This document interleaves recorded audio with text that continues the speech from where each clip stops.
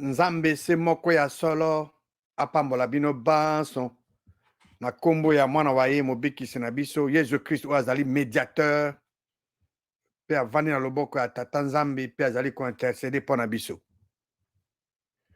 Nazali très reconnaissant na tata Nzambe mokeli ya likolo na se na biloko biso oyo apesi nga libakuli ye po elingisa ngai nakoka kosolola na bino mai matali liloba ya ye oyo ati likolo ya kombo na ye nyonso. Ezali wa bino ndeko Tito Ngbanda boye bolamu na émission Que dit la parole de Dieu liloba ya Nzambe elobi nini. Lelo tokokonsidere losambo mpo na yo ndeko mobali ndeko mwasi mpo na libotali ya yo mpo na mboka na biso RDC mpe mpo na peuple congolais.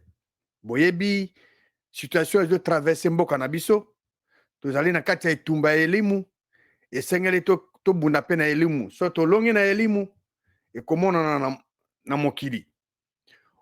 Ennemi numéro 1, monguna ya liboso ya RDC mpe ya peuple congolais, kombo na ye Zabulu. Ye nde azali auteur ya liwa na maimanso ezali liye na liwa.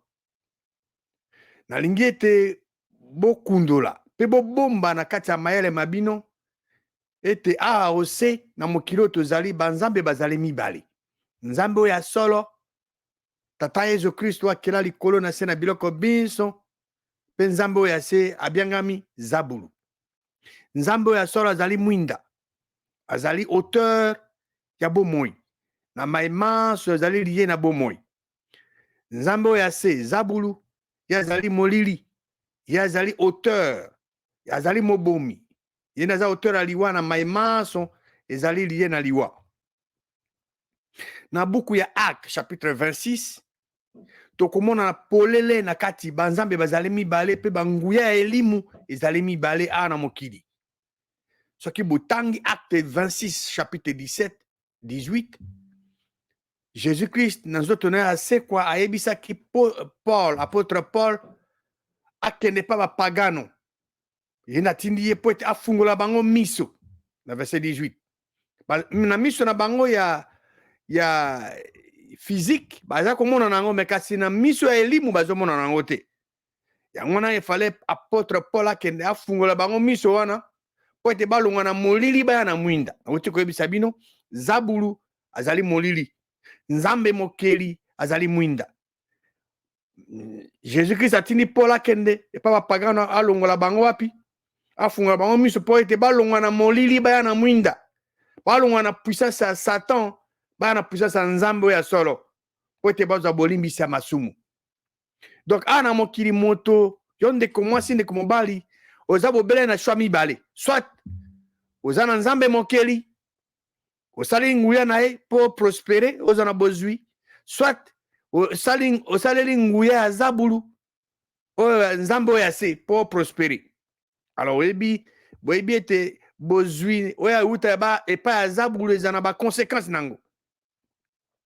2 Corinthiens chapitre 4 verset 4 ezoloba pe ndenge wana ke Nzambe oyo ase ye nde moto azipaka bato miso po ete bamona bonene to kembo ya Kristo te. Jean chapitre 8 verset 44 Jésus-Christ mwana Nzambe ayebisaka bafarisien ete tata na bango kombo na ye Zabulu pe bazalaki kolinga basalisa bakokisa mikano ya Zabulu po ete azali mobomi uta ebandela. Donc Zabulu azali mobomi uta ebandela, ye azali mobomi mayema azoleka na RDC nani aza auteur ezali ye na bana baye bango nde bazobomisa bato epa na biso. Donc Zabulu azali elimu, azali pe na bana baye baza na mokili. Nzambe ya solo azali mwinda, aza pe elimu, aza pe na bana baye. Alors esengeli boyeba ete ke Zabulu azali ennemi ya Nzambe ya solo. Lokola azali ennemi ya Nzambe ya solo, azali pe ennemi ya bana Nzambe ya solo. Yo ndeko mwasi obotami mbotama ya sika oyeba ete ye pe Zabulu aza ennemi na yo. Jésus Christ auti koloba na Jean 8:44 que Zabulu azali mobomi uta ebandela. Ezali ye Zabulu nde azali koboma na RDC na bisika biso na mokili. Yezabulu yaza auteur ya liwa. Na bana bae bango de baza ba responsable na mazo leka na RDC ndenge bazo boma bato lokola banyama. Po Yezabulu asepela azana musala ya ko boma bato. Nzambe mokili azana musala ya ko sekusa bato na bawa. Et sengali to luka par tout le moyen to longa na elimu avant to mona elonga na biso na katia na 5 sens dans le monde des sens. Soit que to lingi ke to longa et tumbawana na elimu et sengali to yeba pe to salela ba vérité immuable zana liloba ya Nzambe. Jésus-Christ aloba été dans Jean chapitre 6 verset 63 que maloba mai nazo bisabino ezali elimu pe bomoi. Alors, lokola to yebi été tout ça quand il y a compétition spirituelle, il faut tout luka ba promesse bilaka ya Nzambe pour être to utiliser ango. Les là mokili mobile bazo reconnaître que États-Unis d'Amérique ezali puissance numéro 1 na mokili. Moto moko ako douter na azali te na maneza na armée na bango zala lolenge bazali. Kasi bo permettre ngai na tangela bino mai ba président ya États-Unis baloba pona importance ya Bible. Bato bakoki ko critiquer Bible le bakoki ko rejeter yango, mais Bible sali preuve nango hein. Et sali preuve nango ezo continuer ko sa preuve nango. Soki moto ayebi ba promesse ya liloba Nzambe za na Biblia azo salela yango akozo ba résultat kitoko o Nzambe alaki. Alors so moto ayebi ko salela Biblia te ako critiquer yango. Mais Nzambe ya solo akosaka te bato ne bakosaka. O nyonso alaki na kati ya liloba na ye soki bato bandimi yango pe basaleli yango bakomona ba résultat o ndenge Nzambe alobi. Alors, nakotanga la citation Misato, président des États-Unis d'Amérique, sur l'importance de la Biblia. Pendant que la Biblia est nécessaire. George Washington, le premier président des États-Unis, de 1789 à 1797. Alors, ils allaient impossible à gouverner Mboka, correctement, sans Nzambe pe Biblia. Voilà, George Washington a ébaqué été, ils allaient impossible à gouverner, de gouverner une nation correctement sans Dieu et la Bible. Et là, quand on dit que Mboka na biso RDC la gouverner correctement, justement avec Nzambe, na bosale la kaba vérité immuable à liloba ya Nzambe, ou ezakata Biblia. Président Theodore Roosevelt, 26e président des États-Unis. De 1901 à 1909. Alors, il a été, ils allaient nécessaire pour le bien-être, Yamboka, que bon moyen bateau, ils allaient fonder, l'école a principe à Biblia. Motomo côté aucun homme, ils allaient éduquer toi à tangité, à coquille que se permettre à ignorer Biblia. Non. Autant à te, yo ko se permettre de ignorer Biblia. Et là, quand tu lingi angwana, pour la nation congolaise, tu lingi était bon moi, ya bande konabiso ezala fondé sur ba principe immuable la Biblia. Oyo ba principe ko changer té et que j'ala amender mon colombo côté. Donc Theodore Roosevelt a l'obéité aucun homme éduqué ou non ne peut se permettre d'ignorer la Bible. RDC mboka biso ezali état laïque. Biso tolobi tulingite ke Nzambe aza mwinda azala impliqué na gestion mboka na biso. Biso tokasa toza mayele koleka Nzambe po to diriger mboka na biso to suki wapi mboka na biso zonga sur ciment bato bazo kufa lokola banyama. Pourquoi? Parce que ba vérité immuable ali ba Nzambe ezali ignoré na ba gestion mboka na biso pendant des décennies.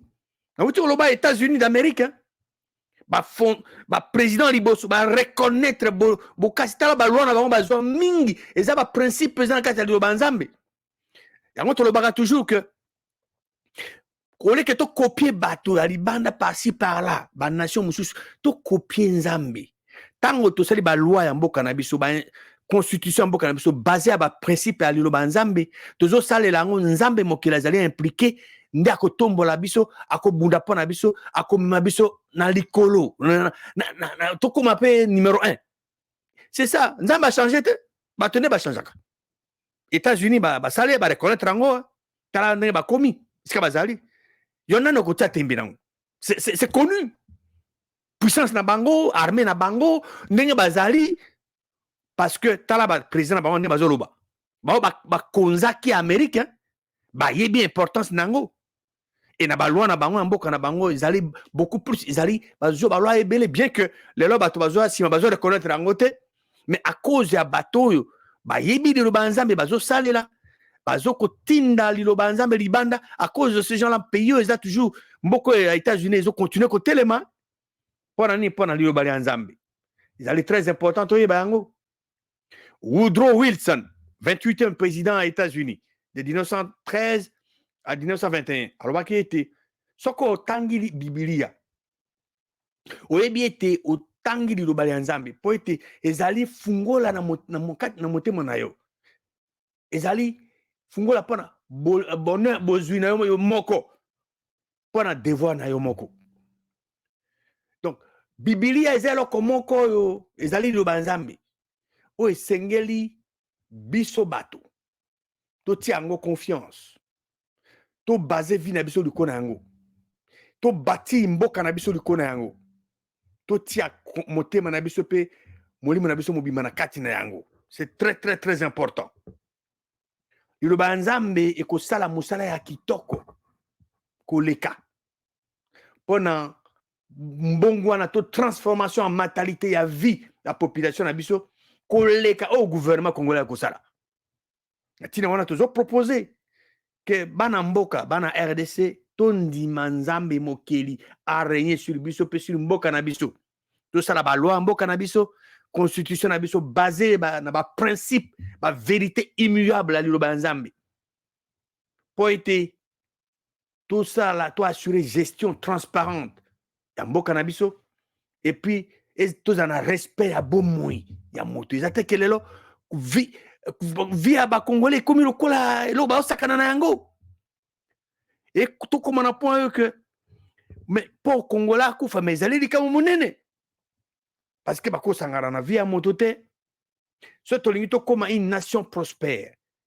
nation ezali puissante peut à respecter et sengeli to zonga na ba to zongela nzambe mokili pe ba principe ya liloba ya yi po ete to ko salela ndenge na pesa na masonaki na pesa exemple là ya États-Unis les États-Unis d'Amérique ndenge ba fondaki bao bayaki ba konzaki mboka wana bayebaki importance ya Biblia bayebaki sans Biblia bakoki ko diriger mboka na bango te na to tanga ba citation na bango. Donc te sengeli biso to ndima to zonga to copier bato to suki wapi to copier ba nation mosusu to suki wapi. Alors ce qui est là to copier nzambe mokeli mabeni to kosali to sali na ko copier bato oyo to zongisi biso sima na to copier nzambe mokeli to kene wapi. Na tu mentionner exemple les États-Unis d'Amérique les leurs partout à travers le monde parce que la puissance numéro 1 bien que la puissance ezokoya mais jusqu'à preuve du contraire bango bazo dominer. Pourquoi on a eu autant de citation ba président na bango ba que sans nzambe sans Biblia sans liloba nzambe mboka kene musikate exemplement yango eza na mboka na biso to mona ke toza maele koleka nzambe to kosuka wapi to zonge pa nzambe wa pesi biso mabele mana. Donc liloba nzambe ko sala musaki to koleka to yokana to zonga to zala humble to zonge pa nzambe to puiser ba principe na yo za na Biblia to élaborer ba loi sika constitution sika po te mboka na biso ekende liboso.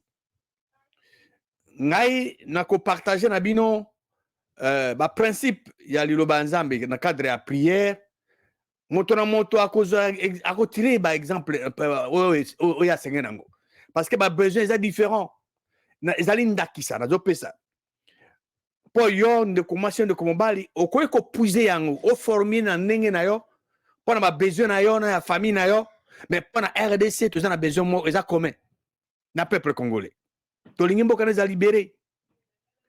Donc okoy ko utiliser yango okoy ko changer modifier nous se allons passer prier les allons basé sur la connaissance à l'Obanzambo Zanango sans connaissance exacte de la parole de Dieu prière no kozala malamu te nzambe pa koyoka yango te kasi okoki kosambela na elimu en parlant en langue to okosambela na mayele kasi losambo ya kitoko la prière parfaite ezali prière na elimu na bolobaka na kota ya sika po ete nzabulu ayokaka te ntango yo ozolo parler en langue ntango ozo prier entre yo na nzambe parce que eza conversation entre yo na nzambe exemple oyo na losambo na kopartage na bino awa ezali mpo na baoyo balingaka vrai nzambe na liloba lia ye eza mpo na baoyo balingi mboka na bango balingi RDC balingi baza convaincu que solution RDC solution ya malamu ekouta epa nzambe mokili. Alors, bango nde bakozwa mpo bautilize yango na mpe nalingi na rappele bino ke moto moko na Biblia Eli ayaki prophète azaki moto lokola biso ekomami na Jacques chapitre 5 verset 17 pe 18 asambelaka ete mbula enuka te asambelaka il a prié avec instance ke mbula enuka te mais mbula enukaka pe te pendant mibu misato na sanza motoba 3 ans et 6 mois mbula enuki te verset 18 asambeli lisusu liloba nzambe beke mbula enukaki. C'est ça. Clé fungola mpona comprendre eloko oyo kosambela avec instance kocontinue kosambela kino résultat emonana po ete nzambe aintervenir na situation ya mboka na biso yo oza mosika yo oza na manduki te yo oza okoki kointervenir te mais esika oyo ozali ndeko mwasi ndeko mobali oza na munduki munene ezali losambo tuuti komona Eli na Jacques 5 17 18 asambelaki po ete mbula enuka te pendant 3 ans et 6 mois mbula enukaki te asambeli lisusu mbula enuki donc azalaki moto lokola yo ndeko mwasi ndeko mobali lokola ngai tokoki kosanga mpo na RDC okokende pa tata na yo nzambe po fungula motema. Donc ntango nazoloba losambo awa nazoloba conversation to lisolo liyeza entre yo ndeko mwasi ndeko mobali na nzambe mokili selon liloba lia ye nzambe ayokaka losambo oyo esalami selon to eyenge bene na liloba lia ye éviter une vaine répétition papa ntango eloko ozoloba eza eloko eza na motema na yo mpe ozwi action sur yango mpo ete liloba nzambe ekokisama. Nzambe oyo akeli likolo na se aza tata na yo ntango ozokende pa na yo oza sûr ke akopourvoir akopesa oma emanso osenge na yango ntango ozokende pa tata na oyo ase awa boye mais ata aza nango te mais ozalaki sûr ke papa na akotika te akoede yo bon a plus forte raison nzambe akela likolo na se biloko biso ntango avant okende pa na ye oyo oza na harmonie na ye oza na communion na ye ok mais ofungoleli motema ezali entre yo na ye mpo na situation na yo moko situation ya famille na yo situation ya RDC situation ya peuple congolais. Daniel aza osambela 3 fois par jour. David alobi yango na psaume 55 verset 5 je crois psaume 55 alobi yango mpe kuna bon lelo oyo biso depuis jour ya Pentecôte tokosambela plusieurs fois tozopala alanga à tout moment okoki kosambela mpo na yo moko mpo na famille na yo mpo na RDC nzambe aintervenir mpe mpo na peuple congolais. Donc avant koprier ndenge nauti oloba il faut kozala na boyokani na nzambe kozala na communion na ye priere losambo ezali nini ezali liloba lia nzambe na mbebo ya mondimi kotanga liloba nzambe na boyekoli liloba lia nzambe yango nde kolingisa biso tosalaka losambo eyenge bene na mokano ya nzambe po ete plus tozotanga tozoyekola tozoyeba mokano mwa ye tozali na kati ya compétition spirituelle bitumba tozango eza ya elimu eloko ozoleka na mboka na biso ezali makasi na niveau ya elimu yango mpe ezosenga biso to utiliser ba arme spirituelle po tolonga. Ephésiens 6 et 12 elobi ke etumba na biso eza na mosuni na makila te kasi bitumba na biso ezali contre baesprit mabe. Donc la compétition spirituelle toyebi yango. Alors soko oyebi ke compétition eza spirituelle il faut to utiliser ba arme oyo ezali pe spirituelle tokoki utiliser arme physique te.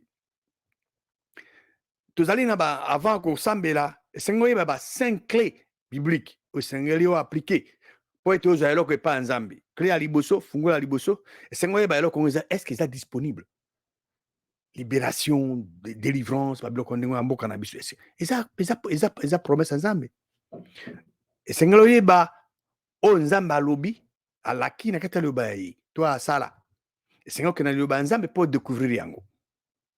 Deuxième clé ya koyeba mpe kosalela comment ya kozwa yango, comment recevoir. Les comment ezali nini?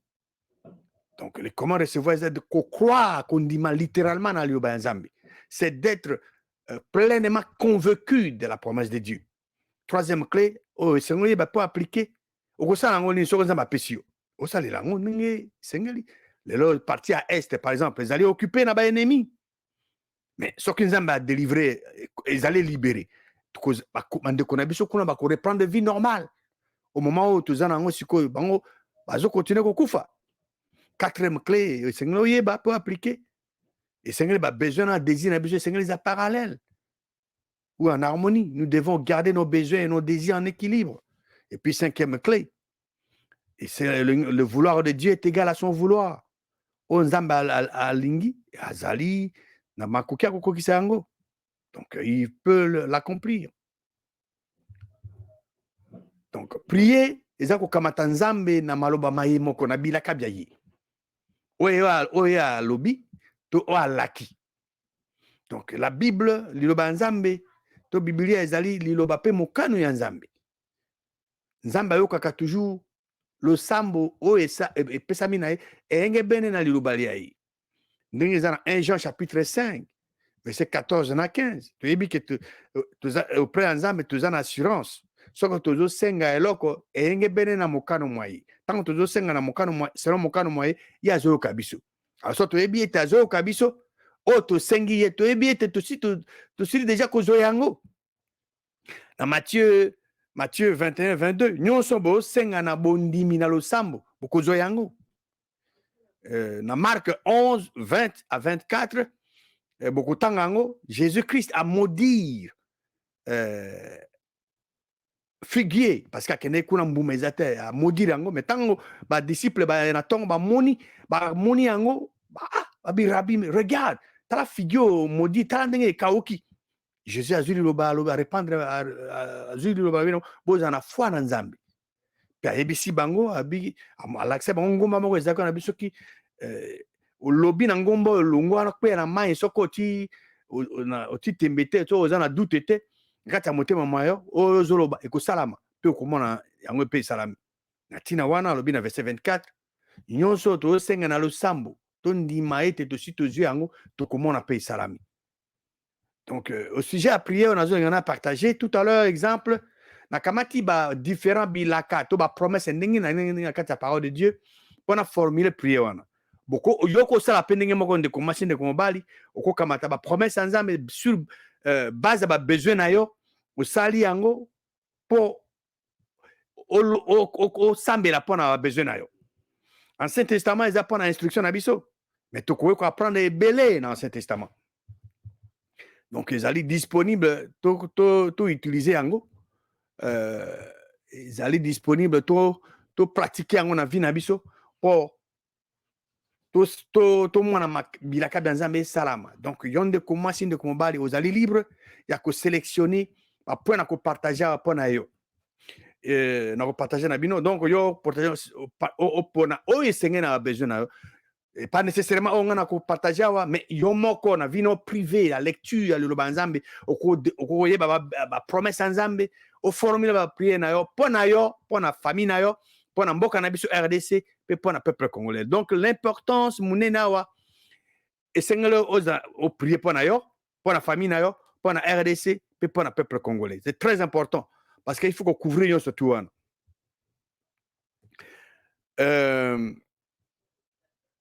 Na losambo esengeli koyeba ke première partie esengeli ezali première partie ezali kokumisa nzambe, deuxième partie ezali kofaire connaître ba besoin na yo et pas nzambe, et troisième partie ezali tant aussi si prière esengeli ba action il faut ba action sur losambo na yo.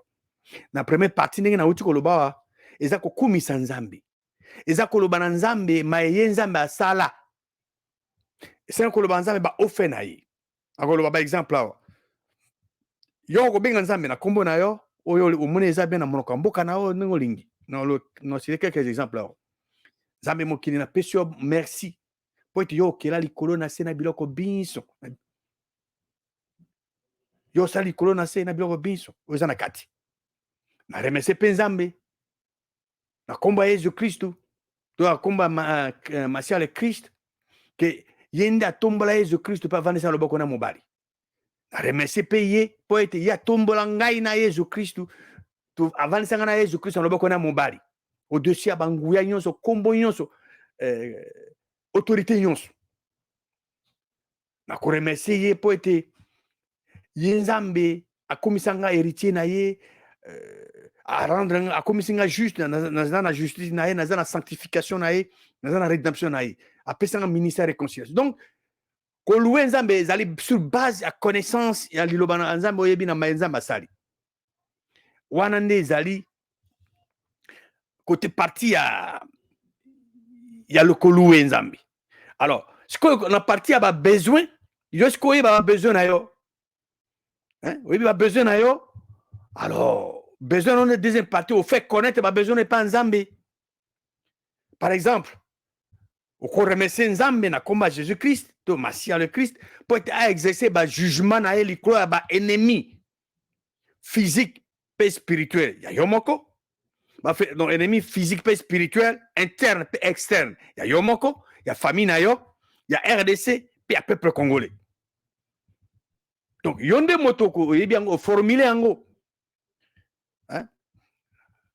Par exemple, un autre besoin à cause de l'œuvre accomplie dans Jésus-Christ. Donc, on remercie Nzambe pour à défendre la famille, à défendre Mboka RDC, à défendre le peuple congolais, à défendre le pays Moko. Donc, contre l'ennemi interne, externe, spirituel, physique. Sur tangi, ennemi, ennemi interne et externe, ennemi physique et spirituel. La RDC, tu as yo, tu as mboka na biso. Donc, ka ezali ebele, par exemple, ezali ebele, o koko zwango, o tiango, na kana yo, o sambelele ango. Ezali ebele, regarde la parole de Dieu. Et, par exemple, un autre besoin, yo ko remercie Nzambe na komba Jésus-Christ. Que Yenzambe à défendre yo, famille na yo, mboka na biso, peuple congolais, contre bato bans oyo bazolinga que mboka na biso ezonga sima.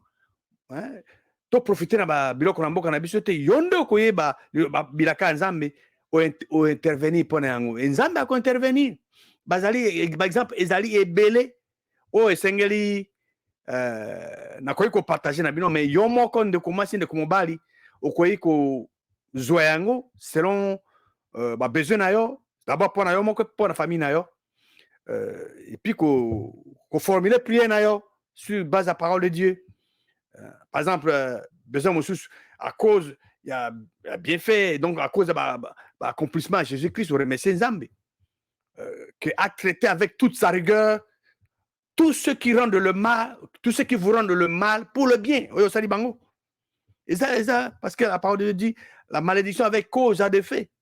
Donc, par exemple, ils allaient ébélé dans le cas de Banzambe, yon de komasi, yon de komobali, oko exploiter pour formuler prière na yo, pour être Nzambe akokaku. Sala ango pona yo, pe pona libota na yo, pona RDC, pe pona peuple congolais.